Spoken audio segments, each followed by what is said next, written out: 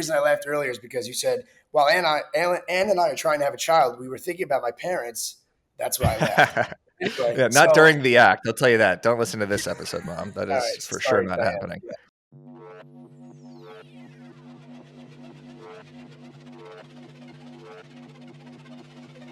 Hello, everybody, and welcome back to the Walkthrough Podcast, aka the #1 podcast in real estate, where we walk you through trending topics in real estate in real time with industry's top professionals. My name is Dan O'Neill. I am here in beautiful, sunny Sarasota. I am sunburnt. I am stressed. I'm happy. And I'm also joined by my stressed, happy, sunburnt co-host, Mr. Eric, the broke agent. Simon, Eric, how you doing, buddy? That's actually the perfect way to describe me. I am always stressed. I usually am sunburnt, and I'm sometimes happy. But you know who I'm not as happy as? Dan McKinnon. What's up, guys? Mr. Smiles from Sarasota himself, ladies and gentlemen, Dan McKinnon. Dan, how are you doing? I'm doing fantastic. It's a great week. It's good to see the CRM start blowing up this week after rates are at fiery highs. So no, we're good. Right. Everything's good. Perfect. You had to come up with something then for Lindsay. We both just killed that. That was on you. Oh, sorry. And we are joined by, of course, the marketing guru, the lead magnet herself from Washington, D.C. Ladies and gentlemen, Lindsay Joe. Woo! Lindsay, how are you doing?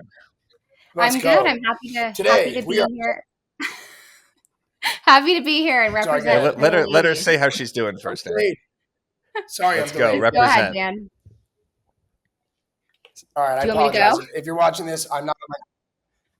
Oh my gosh, I'm not on my normal setup, so I guess I'm a little bit delayed. I apologize for that. But thank you guys for being here. Today we're talking buyers turning to family for housing solutions. Should agents talk politics? Lindsay Joe's amazing article on grabbing leads through her Instagram bio, and much, much more. If you like the show, do us a favor here and smash that like and sub button. Maybe throw us a comment and let us know how diabolical my outfit is today. Thank you guys for watching. All right, topic #1. Eric, you want to tee this up for us here? We have buyers turning to family for housing solutions.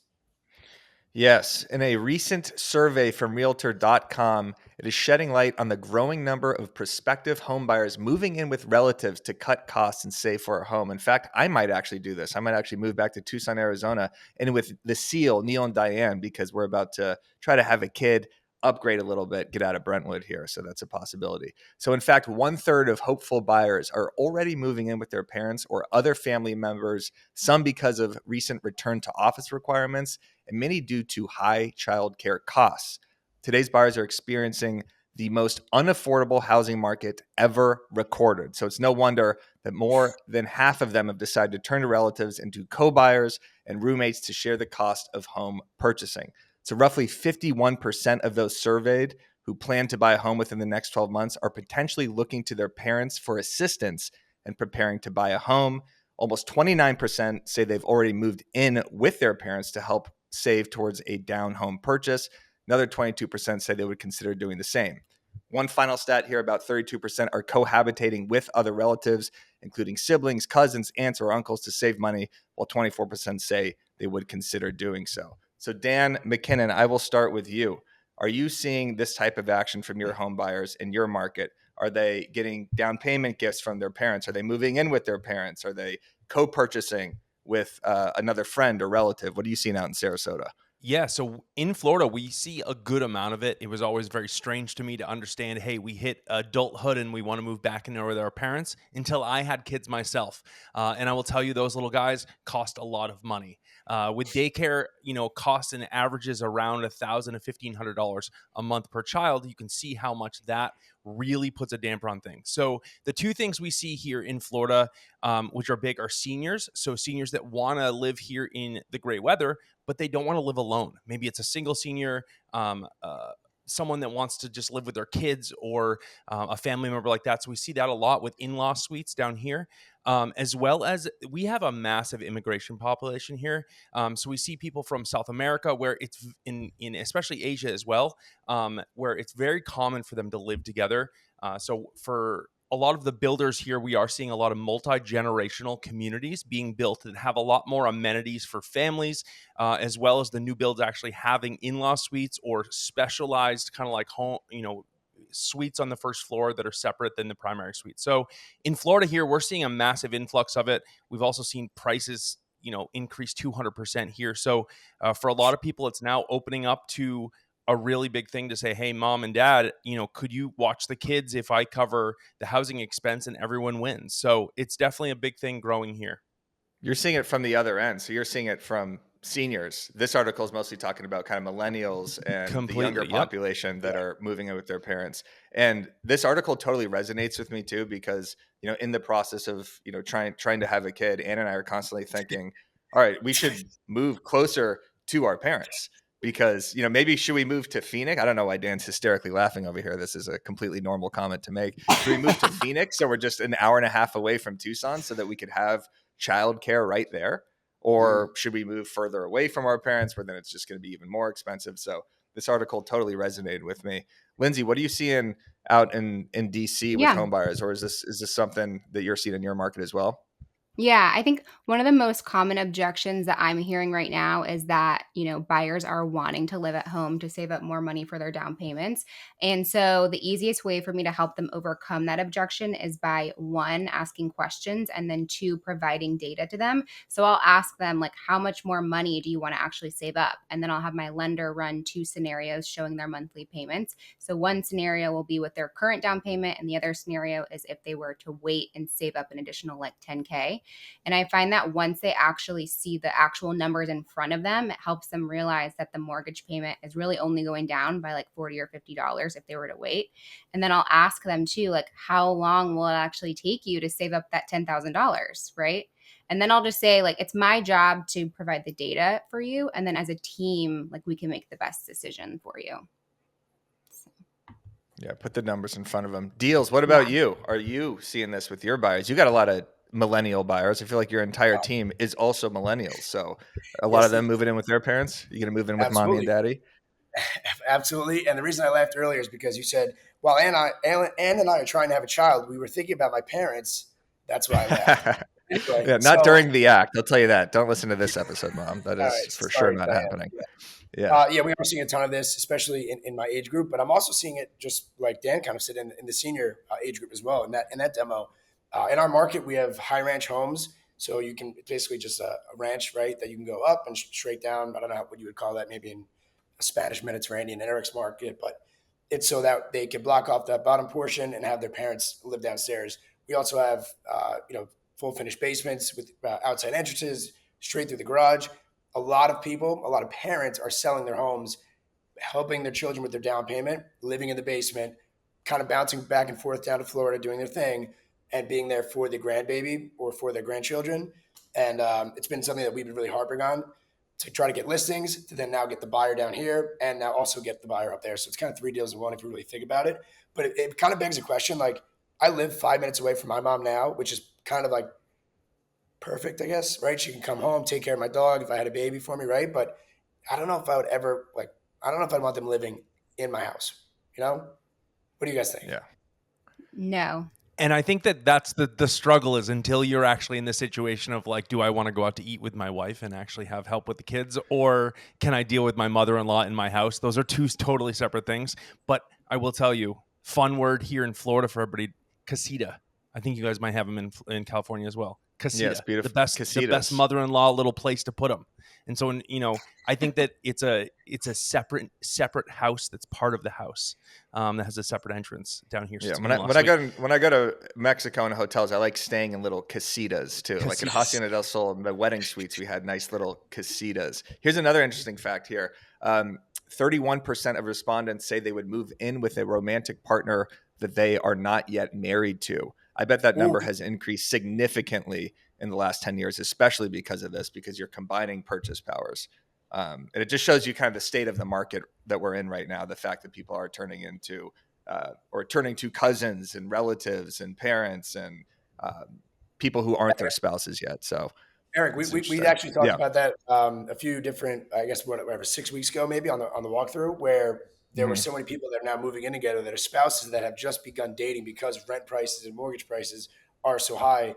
And the amount of people that, I mean, since that episode that probably have moved out, right? or have gotten broken up, unfortunately, it's people are moving in now faster together because of how expensive everything is, especially up Yeah. here. And I mean, Dan, down here, I just realized how expensive everything is too. My God, we're in It's trouble. crazy. And you know what's crazy is I've recently had two different clients come to me that are in that situation, Dan, where they bought with their significant other, not married. Now they're broken up. The girlfriend or the boyfriend wants to go buy, but they have a 3% mortgage together.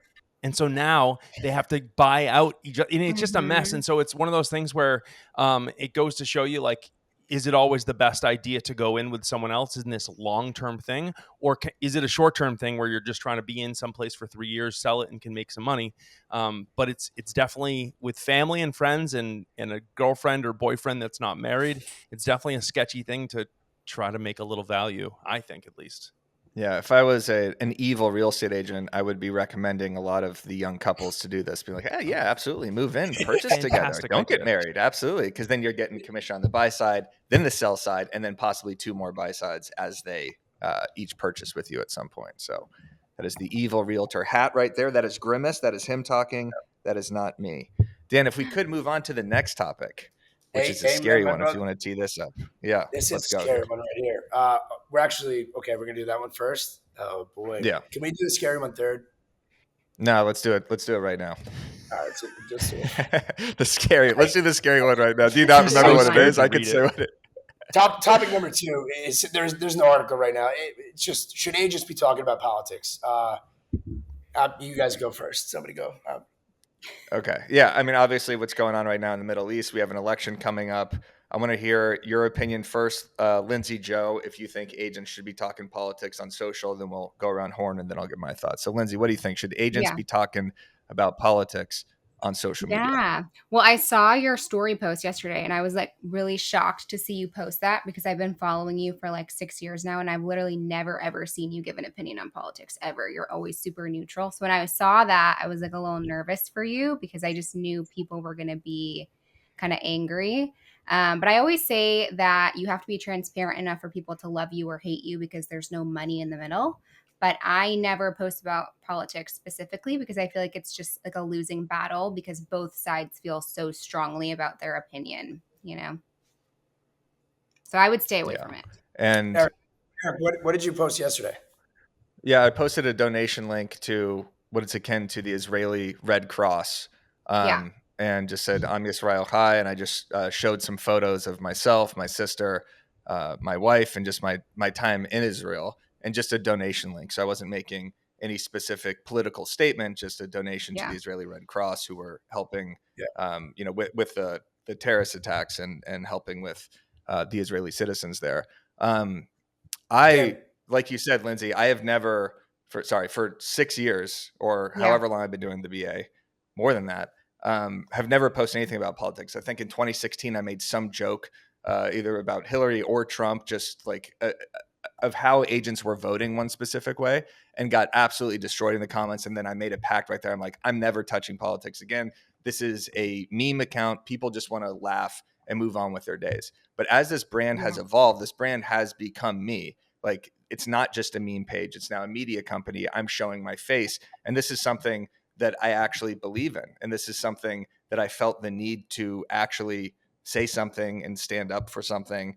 And it was crazy the amount of DMs and hate and threats that actually came from this post, which is kind of rattling, honestly. I mean, I was talking to Matt Leonetti. I think he shared just a statement from the agency to his story and was receiving the same. So obviously, Israel, Palestine, that your family that's a lives there. tough Like, one. Yeah, my but your sister lives there, so it's and someone said, like, you're a meme page and you should have never posted about politics. And normally I would agree with that, but like I said, because this brand has evolved, I want to show who I am as a person. And if Yeah. that's going to turn some people off, then fuck them. Honestly, it doesn't really matter to me. Dan, what do you think? I I I agree with you. I think I'm glad that you posted that because I do think that it's evolved into who you are, and I do think that we can't hide behind an anonymous shield all the time. But that does beg the question: is you have to back it up. And so I will say I went to business school, so for me it was always very ingrained in me that you don't talk politics or religion. So that being said, I think that we get to a point where we are professionals, but we are individuals. So we're always told to be passionate and show who we are, and be who we are. But at the same time, it is professional behavior to accept everyone, be open and empathetic towards what their needs are in the community. And so I think that as much as I'm a super passionate person, I'm also careful because I know how quickly all of my efforts in business can be destroyed by some of my passion. Yep. Now, I think that that's a personal decision that everyone has to make inside, because you have to back up your passions. You can't just say things just because it looks good on social, or you're backing something. Like, actually be behind it. If not, just let it pass, man. And I just think that it's one of those things where, I shared the most neutral thing yesterday from it. And we have a very high Middle Eastern European population here. And there's Ukrainians and Russians that go to my kids' school, and it's Mhm. not popular conversation points. So I I, don't we have even know all the details. I don't even know all the details between it all. So it's very hard for me. And yet I got hate for some of the posts. So all I guess I'm saying is, I think that if you want to be passionate and you want to share some personality, you just have to be cool with people being completely opposite and hating on it, and be cool with backing it up and knowing that it's like, no one's not, like Lindsay said, not everyone's going to like you, and that's a good thing. Not everyone's going to hate you, and that's a great thing. But at the same time, you have to be a person. So I think it's a hard thing, because you have the professional side of things, which is putting deals together. That's all it is. It's not, has nothing to do with religion or politics. So that's my thoughts on it.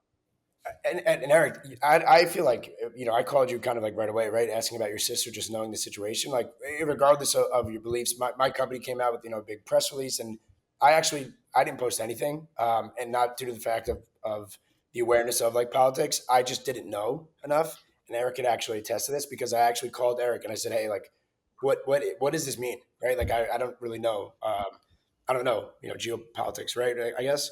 So I asked him first, talk to him. He explained everything to me.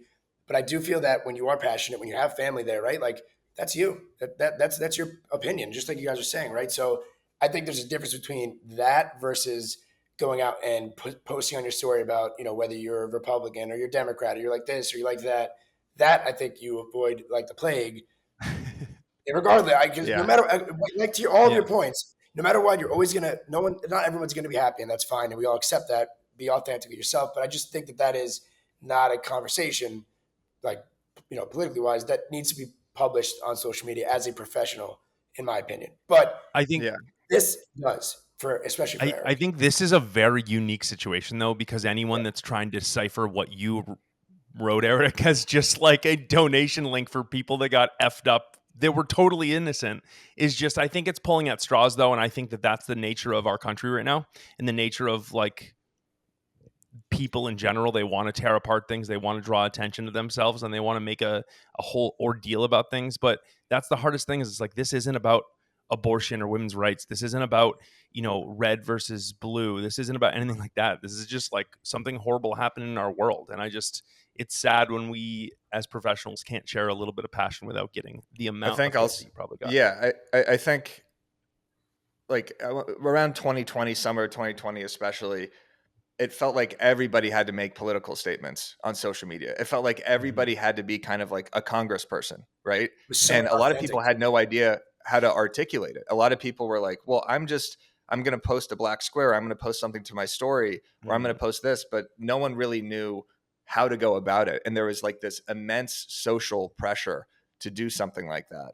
And it's just a weird time right now where, I do actually have a platform for the first time, and I am trying to show this platform. This platform is me. Like, I am a Jewish. I am a Jew. I do have family in Israel. Like, this has been, a very important, like, deep hitting topic to me, and I do want to show who I am.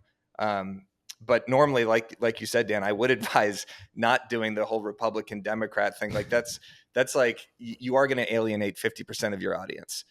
You're going to Yeah, get people who really like you if you post something they agree with, but if you post something they disagree with, people are going to hate you and not want to work with you. And yeah, it's just so weird how we all like Dan, who's not like a political person, like, is he supposed to post something about this? Is he supposed to post something about, what's going on in the 2024 election? Is he supposed to post something about BLM or, any of these very important topics, when it's like we're realtors trying to focus on, helping our clients move into and out of homes? It's just, I don't know. Lindsay, do you have any other thoughts on this, or are we Nope. losing our minds Well, here? yeah. What's going on? Wait, no, but it's There's so many moving mouths though out there that are like, if you stay silent, you're complicit. And then you like And literally are sitting there and you're like, I literally don't know what to do because yeah. if I share one thing, I piss off one client. If I share the other thing, I piss off them. So if I stay quiet, then I have all these other clients that are gonna be like, why didn't you use something for your platform? So totally it's a agree. lose-lose It, when in I, this scenario. yeah, it I is, and totally then you. disagree. Like, God, Go sorry. ahead, Dan. Well, I was gonna say I was just um, We're on a little delay here, folks. Sorry about this. I was going to say that I totally disagree with the fact, like, if you don't post something, you're saying something by not posting something.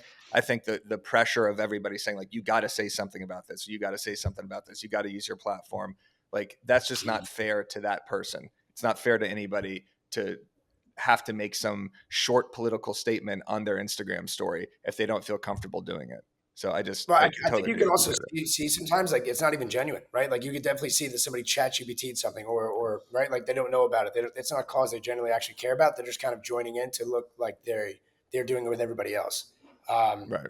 As I also feel though, and this is a weird it's a weird way to feel, but I kind of feel that now it's becoming a little more normalized though to express your feelings or share, right? Like with Elon Yeah. buying Twitter, it's becoming more of a social norm to talk about some of these things that maybe people haven't talked about in the longest time. I always joke around about the UFOs and the UAP and all that stuff, but like that's now coming to light, right? Like I would normally have a tin hat if I said that 5 years ago. So do you think that also us having a platform, could we use it for good or for to share our opinions or like that's something that I'm struggling with, not with the election or politics like that, but there's just so much going on right now that like you I know think that I think that if you come from an actual good place as a human, you'll Hmm. always win. You're Yeah. always going to win when you've done it in the past, Dan, where you've highlighted people, one of your agents, and it like I didn't even know who they were, and I was like, I kind of like tingle now thinking about that kid and his struggle, and I literally don't even know who he was. I know the story. So when you're a good human, like especially what everything we're talking about right now is when you're a good human and you show up to be a good human, other people are going to reward that. And there's going to be crappy people along the whole way, but I think that having a platform is the idea of having influence and some sort of voice. And if we don't use our voice for anything, it's useless. So it is hard because we're sitting there going the dollar versus our voice or passion. How much money can we make versus are we going to, hurt ourselves? But I think that if you're just I know it's hard for some people because not everyone's born a decent human being, but like if you come from your heart and do something kind and for other people, I think that you're always going to win. yeah. On a lighter note, if you do post something, if you do post a donate button, or you do post about this conflict, the engagement's ridiculous on Instagram stories. People, the DMs I got have been nonstop. I'm joking, of Oh, course, but I have gotten threats. I have gotten Oh my support. I God. have gotten kill yourself, kill your family. Like, it's crazy what I've gotten from this. So And you ridiculous. realize it's like, oh shit, like I'm Whoa. publishing an Instagram story here to 500,000 people, or almost 500. This is like, really, really saying something here.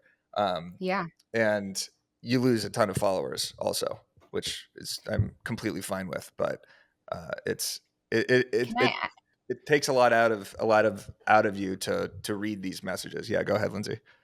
can I ask, Eric, were you scared to post that?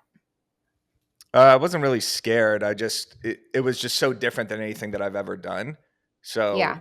I felt good after it, to be honest. I felt good after it because that's I felt awesome. like I had to say something, Yeah. just because it hits so close to home. So Right. um, I guess I was a little nervous, just in the sense that, like, okay, I'm gonna turn off a portion of my audience here, but I want people to know Right.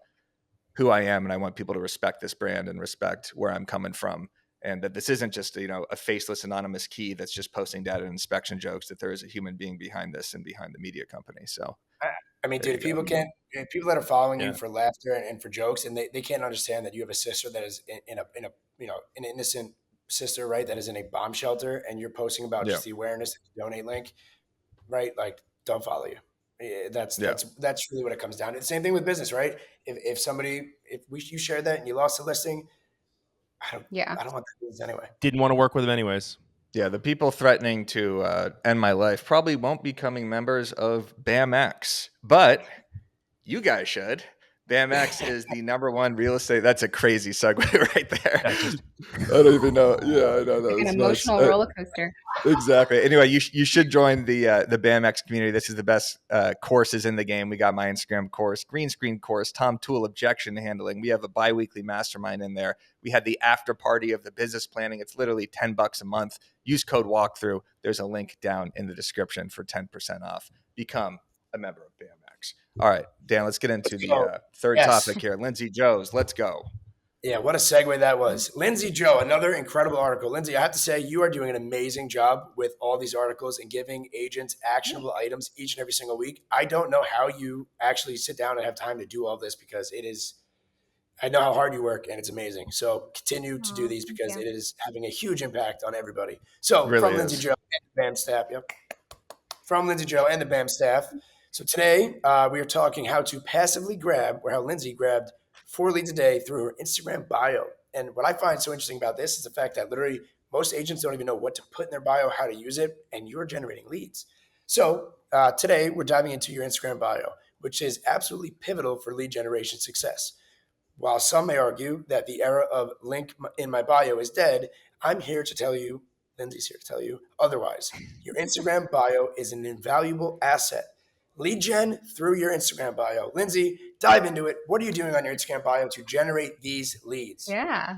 Yeah. So I think a lot of times as agents, we try to speak to everyone, but we end up speaking to no one. And so it's super important that we really like niche down and really figure out who we're actually speaking to. And I've tried a lot of different things with my bio. So I had a blog at one point, and literally no one gave me their contact information, not one single person, because all the information was right there on the blog. No one had to fill out like an opt in form, because you could just get all the blog posts without giving an email. And then I tried a stand store, and that got me like 3 leads a week. But I realized that people were only clicking on the first link in my stand store. And I had a bunch of different freebies and a bunch of different links, but no one ever filled out their information for anything else other than that first link. And I figured out that people don't like too many options. They just want straightforward language in your bio leading to one link. And that language in your bio really has to tell that person exactly what they're going to get. And so my bio now says, grab my free training on how I generated 400 plus leads / emails in the last 90 days. I have one single link that leads to, one opt-in form. And I realized that not everyone's audience is agents like mine, but I did not listen to Eric from the beginning when he said, don't make agent only content. And here we are. So we're making it work. But Let's for go. agents, I want you to pick a niche, figure out who you actually like working with. It could be like moms or first time home buyers or seniors. Create a guide around that niche, offer that guide in your bio with only one link, leads to an opt-in form. And you can create an opt-in form in Lead Pages or Flowdesk, and you can create your guide in Canva by searching Lead Magnet, or you can buy one off Etsy. So just think ideal client, what do they like to do? Create your guide, and remember, simple language. You know what I love about this, Lindsay, is that you, even though you just said like, hey, I ended up just doing agent content. Mm-hmm. Any agent can take and look at what you did though and replicate it to their audience. And For it's sure. just understanding, and it's really important. I just wrote it down. It's like you took a strategy to jump to the end result. And I love that Mm-hmm. because you're like, hey, I'm seeing people, they're clicking, they're interested, people are coming to my page, but what's the end result? I want their contact info. So you Yeah. looked at that end result and went backwards and said, hey, what's the easiest way to get these people to click, give me their info, and go from there? So, like you said, any agent that's listening to this right now, the power of your profile and getting that person to click a link is more important than ever on Instagram. I mean, I pull 60% of my income as an agent from my Instagram. So for me, it's massive if I mess up with any language or if I direct any of my, even the content I make for a week or two, how many leads I'm getting. So I think it's powerful and important to listen to what Lindsay's doing and check out what she's doing and use that same system to your ability. And in the article, it even Mm-hmm. says like, hey, go after moms, go Yeah. after, being parents go on to, after sporting people that are into sports or whatever it may be. But I Mhm. love that it goes from, taking that strategy to go, hey, what's the easiest way for my audience to give me their info, and we move on. Yeah. Yep. The goal is to extract info from Instagram. Your Instagram is a lead generator. Like, you're very rarely going to convert actually on Instagram. The DMs and everything, those are great for relationship building, but how are you getting that contact information and extracting it from Instagram? Lindsay, I also Yeah. love your fact about analysis paralysis. So if you have 3 or 4 links, whether it's a link tree or even on Instagram, I think you have the Mhm. option to add 5 links now if your Instagram's updated. People don't Yeah. click on that. They will click on the first No. one, like you said, but it even takes away clicks from that first link. So you do have to say, a huge call to action in that bio with an arrow down saying, grab your first time buyer's guide or grab your seller's Yeah. guide, something along those lines.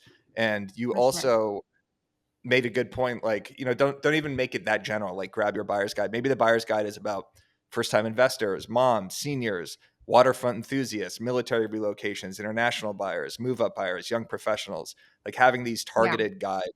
And then you also go on in the article to say, these don't have to be just guides for buyers. They could be 5 hidden food trucks in DC, top 10 brunches in DC, my 5 favorite craft cocktails in DC. And these are PDF downloads that are basically blog posts that you're just turning into PDFs, right, on Canva, putting Mhm. it into Yeah. pages and extracting the email. And like you said, too, anytime you um, not collaborate. Anytime you use like a number, like a top 5 or a top 10 or Yes. something, that kind of provides that FOMO and shows that you're like having an Yeah. opinion about something that allows more people to download it. So your strategy right now is crushing, and you've been sending me the screenshots. I think you're almost at 1,000 emails doing A this. And thousand how and long? yeah, 1,080. I checked right That's before unbelievable. I got That's on here. incredible. And how long have And you been doing this? Um, almost 4 months now. 3.5, four Yeah. months. And for Lindsay, are those people, sorry, go ahead, are Dan. those majority agents or are those majority or both or It's actually a consumers good or is it mix. just yeah? It's a good mix of agents. I would say heavily agents, but it's also buyers and sellers too. So What I we've been think Yeah. getting it's that. super. Go ahead, Dan, because I know you're on You go, delay. go. I'm on the Mm-mm. delay. You go.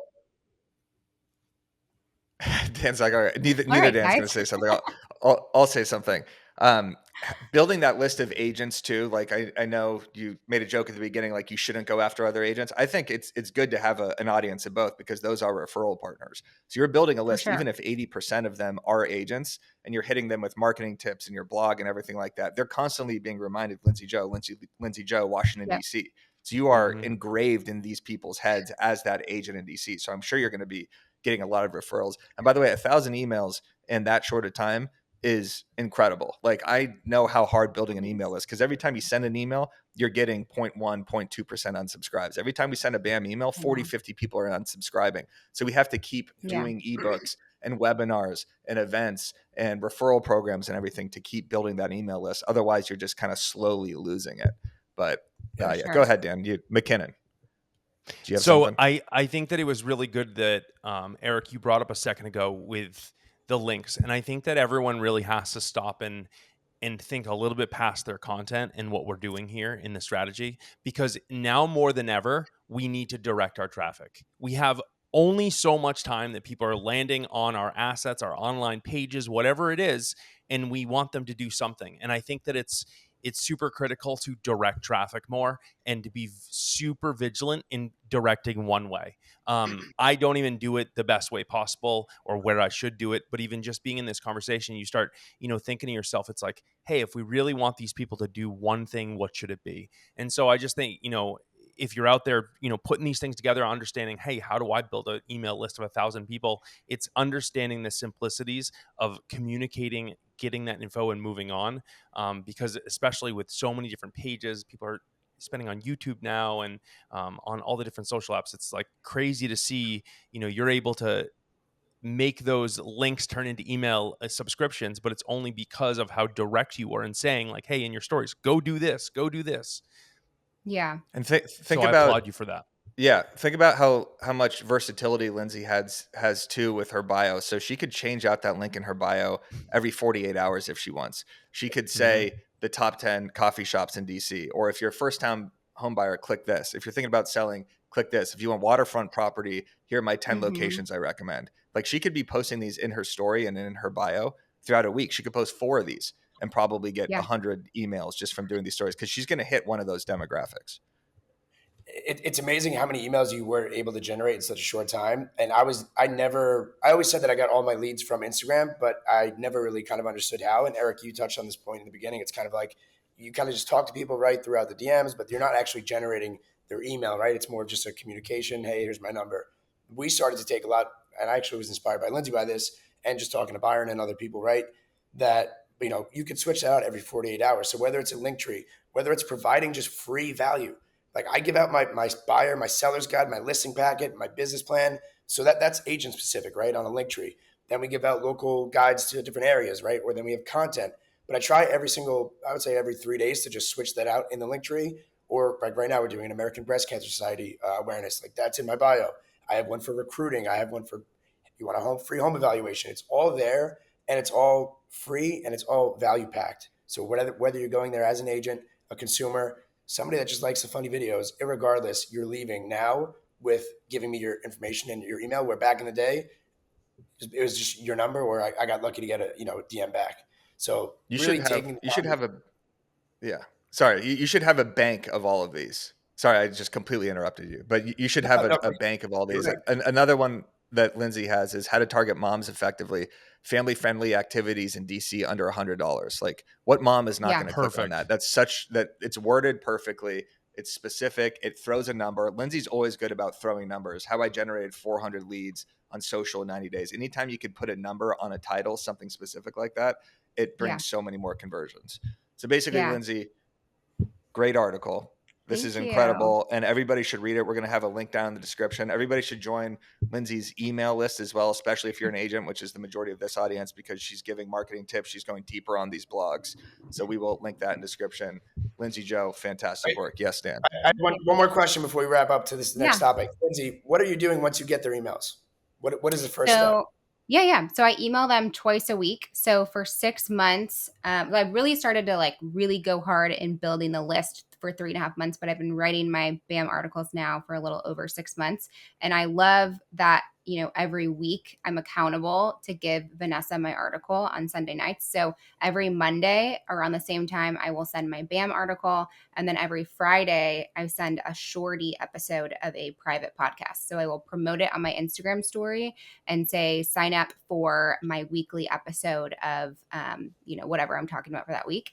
And it's an opt-in form. And so it's a really great list building opportunity. So agents should take advantage of that too. I think a lot of times they hear podcast and they think they have to talk for hours and hours, but we all have an opinion on something. You can just talk for 5 minutes about something in your area, or you know what I mean? But so 2 times a week, Mondays and Fridays.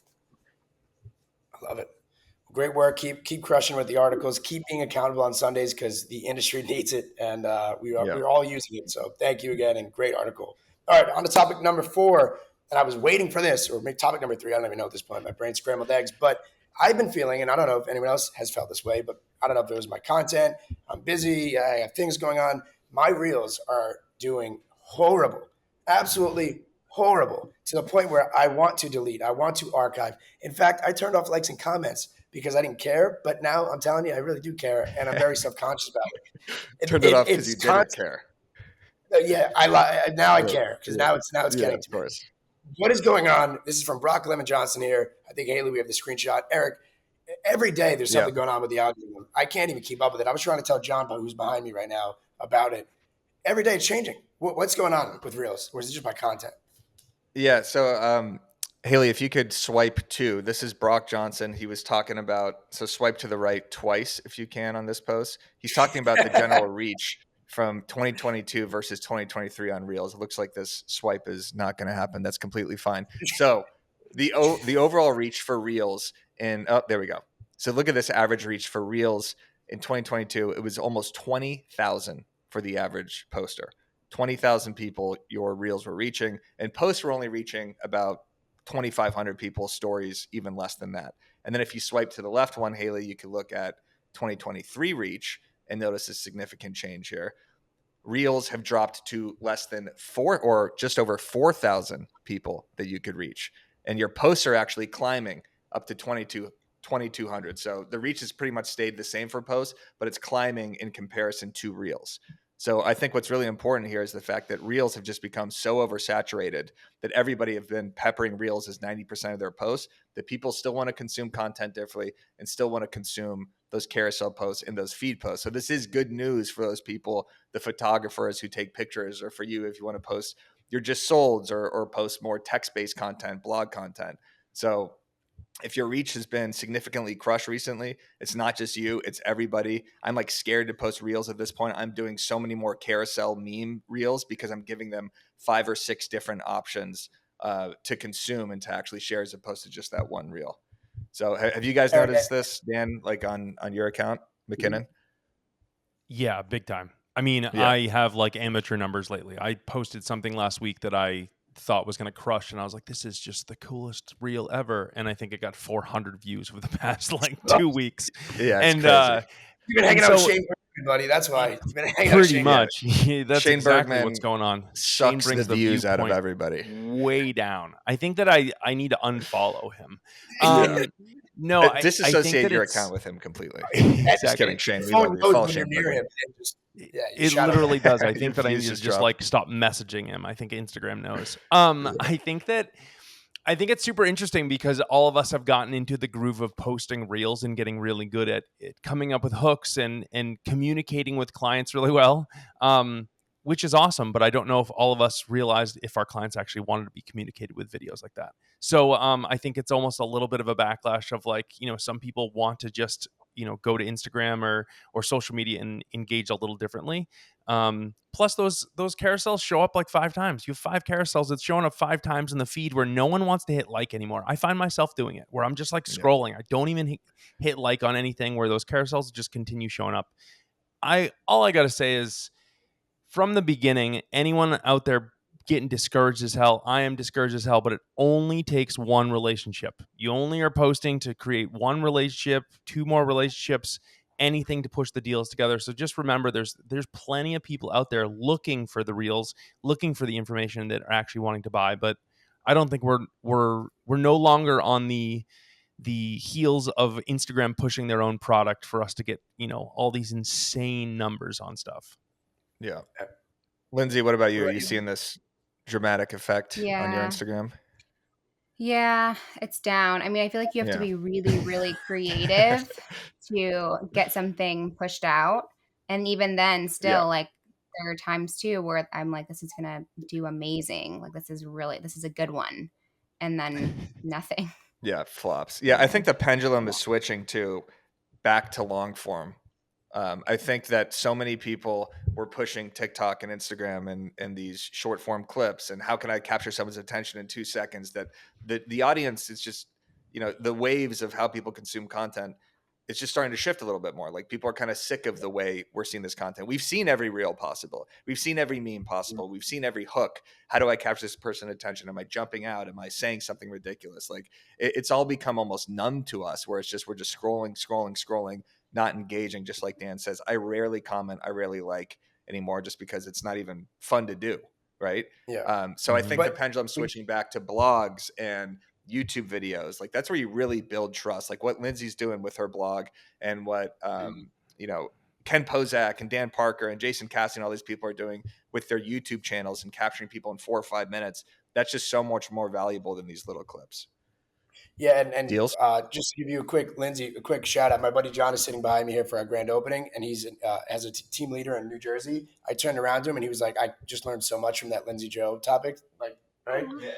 So I don't know if you can hear that or not, but anyway, but Thank I you. think it's about the dopamine hit, right? So like we're used, like in this panel right now, we've all had videos that have taken off and that have done very well, and it is a dopamine hit. So when you start posting and you kind of lose that dopamine hit, it kind of puts you in a little bit of a shell. Right now, you start questioning whether you should post. Is this funny? Is this good? Is this valuable? And it kind of almost puts you in that like little paralysis, spot where you don't post it. So I'm in the mentality now of just posting it. And again, if it flops, it flops, but it's tough to deal with, or it's tough to internalize. So what I've been doing is I've actually been using my stories now in different ways, and really getting tactical with my stories to get the engagement and communicate and get that dopamine hit via my stories. So whether it be something funny that I did throughout the day, something that happened to me that that it's only me, and I'm getting that dopamine hit now from my stories. But I Yeah, tried the carousel post. Yeah, I was just gonna say No, I was just follow gonna Danny say. Deal's Oh, stories because it's chaos. It's great. He's like riding on a scooter. He's missing his flights. He's crashing his Tesla. It's crazy. Not actually crashing his Mm-hmm. Tesla, but yeah, you Adam keep your Mosseri was stories just very, very entertainment driven. yeah, It always keeps people exactly. in. Adam Mosseri, the Instagram CEO, just went on a podcast and said that the younger generation, Gen Z, and the generation below that, they consume content almost specifically on stories. So they're not even really Mm-hmm. engaging with their feed. They're all about story content because of Snapchat and DMs. So if you Mhm. want to capture that younger demo, be posting on stories. Go ahead, Dan. But I think too, it's important for like the new agents, right? Like we again have all had that dopamine hit, but for new agents that are getting into the business, or and not even new agents, but maybe new to social or new to content that are just getting into it, to not care about any of these things.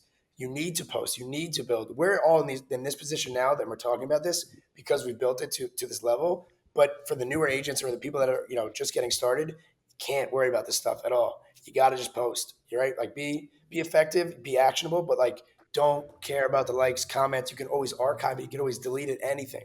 So I think that's very important to share too.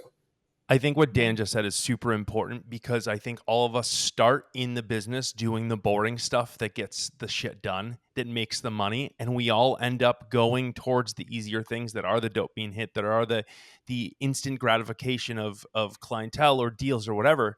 But if we look back at, you mentioned some of the people, Ken Pozak, some of his YouTube videos that he was doing back in the day that were getting no views were probably boring as hell for him to film. Some of the blog posts that some of these agents are doing for every single day for 7 years is the reason Yeah. they have organic traffic to their website. It's boring stuff every single day. And that's where you get the crazy bogus numbers down the road. And I just think that it's getting away from those quick dopamine hits, like Dan was saying, and going to how can I be satisfactory? How can I have fun and do what I do on my to-do list that is writing this boring shit, because that's going to bring me money. Like we can look at now statistically with, the people spending time on YouTube, the people building out, quality SEO content on their websites. These are the people doing deals. It's because they're doing the boring work. Yeah. Yeah. Yeah. I got to say, I've, go ahead, Lindsay. Dan, I have a question for you because I know that you said you were kind of in a rut with your content, but what kind of like impact are you wanting to make online? Because I find that like when I relate it back to the impact that I want to make in my industry, like locally or just in general, it Mhm. helps me because if it flops, there's a bigger picture at the end. You know what I mean? So I think Yeah. figuring out the impact you want to make Mhm. will Good help get question. you out of that rut a little. That was a very good question. So I think that I found now that the impact back in the day was I wanted to be funny and I wanted to get followers and I Hmm. wanted that dopamine hit and I wanted to be the Leonetti and the Eric the Broke agent. I think now the impact that I want to have, and if you look at my last post, it's literally about a business plan. It's about a business Yeah. plan. If you look at my page right now, it has American Breast Cancer Society.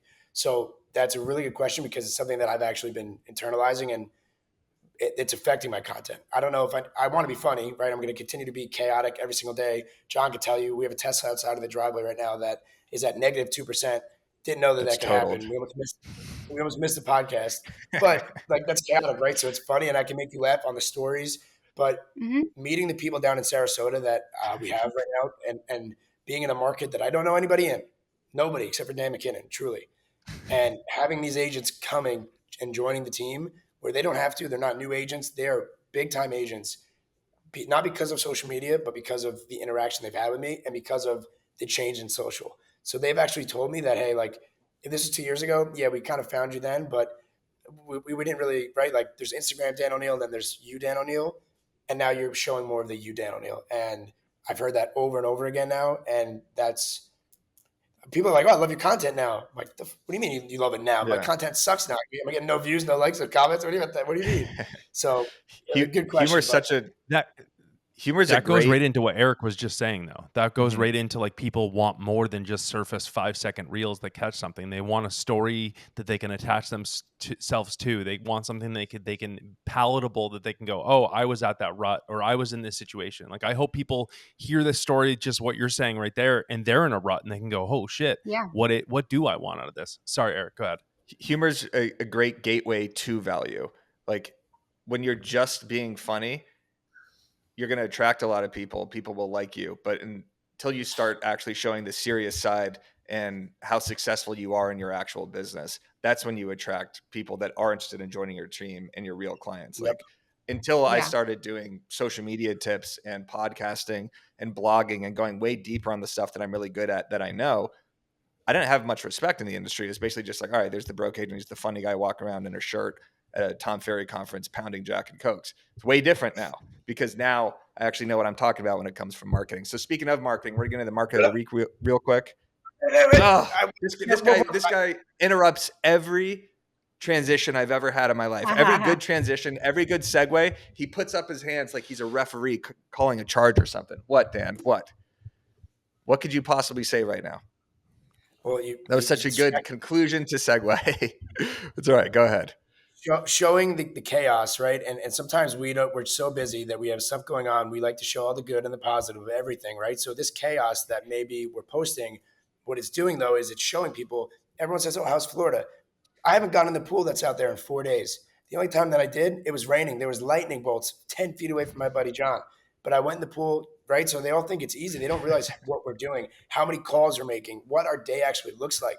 So showcasing that, and maybe it's chaotic. Yeah, that's real estate. Listen, that's real estate. Showcasing that actually allows people to see how hard you're working, and how much time you're putting in. And that's what I want to say. So, Eric, Yeah. speaking of Yes. working hard and speaking of marketing and doing all these things, Yes. The marketer of the week. I will say this, though. If you are planning to swim, do not go swimming when there is a lightning storm or when there's lightning bolts 10 ways away, 10 seconds I away from swear, you. That's when you chose to go in. you know, You have been I in had no 4 days. choice. The only time you jumped in during a lightning storm. This is, I only had a decision 5 minute making. break the entire week that I've been here. I was not going in the pool. It was raining. John Terraby standing across from me. I saw a lightning bolt almost strike him, and he said that was a heat lightning bolt. I said, "Yeah, okay, that was lightning. Was it lightning?" Yeah, I believe it. I I believe like it. Look, that we it was have. lightning. I like that we have pedestrians defining which lightning is safe or not. Yeah, just random people. Yeah, it was lightning, right? Wait, Look, I Yeah, don't it's doubt like you that there was lightning. lightning strikes. I don't doubt you. John, All right, what here did I we say? go. Yeah, bring John in here. Let's get John, you'll laugh at this, John. What did I say? He goes. Does lightning attract? Is lightning attracted to water? I was like, dude, you're an idiot. No. Get the hell out of the pool. Yeah. Didn't you ever play Pokemon? No. Dan, didn't you know that Raichu would attack a Dan? Give me a Pokemon here. Or like Pikachu would be more effective on Squirtle. Greninja. Exactly. Thank God. All right. Anyway, marketer of the week, real quick. Jason Cassidy, of course, classic. It's not a sushi video, but I did see him go on Instagram Live last week. All he did, he went live for 20 minutes and just asked his followers, "Give me some YouTube title ideas for San Diego." 10 minutes, he just sat there. He was bumping like I don't know, some lighthouse music in the background, and just sat there writing down all the ideas. What I loved about it is it makes that audience invested in these videos when he posts it. So they were saying like, top taco trucks in San Diego, top neighborhoods, top coffee shops, whatever the usual, YouTube titles are. So they gave him 10 titles, and now they're all going to be invested in the video. So shout out Jason Cassidy. Everybody go follow him. That is the walkthrough. Thank you guys so much for coming on the show. Follow Lindsay Joe. Follow Dan McKinnon. Follow Danny Deals. Thank you, and God bless America. Thank you, guys.